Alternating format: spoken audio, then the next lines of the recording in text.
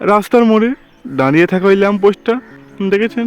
ওটা কিন্তু শুধু আলো দেয় না, ওটা আসলে এই শহরের কয়েক হাজার গোপন গল্পের সাক্ষী। দিন শেষে আলো নেভানোর পর তার নিজের অন্ধকারটা কতটা গভীর সেই খবর কেউ কি রাখে?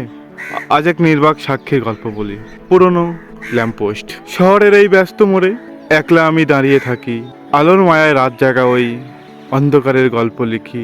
বৃষ্টি নামুক কিংবা ঝড় শক্ত করে মাটি কামড়ায়, ক্লান্তি এলেও নিজের জায়গা ছেড়ে কোথাও যাওয়ার নেই যে ঠাঁই।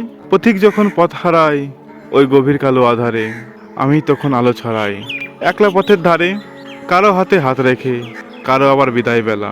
নিচে আমার চলতো কতই স্বপ্ন ভাঙা গড়ার খেলা। ভোরের আলো ফুটলে পরে যখন আমার গুরুত্ব কমে আসে, কেউ কি তখন আশেপাশে হাজার কথা বলতে জমে? লোহার শরীর কাঁচের মাথা, তাই তো সবাই অবহেলায় হাসে। এক ফালি ওই আলোর লোভে সবাই শুধু আমায় ভালোবাসে।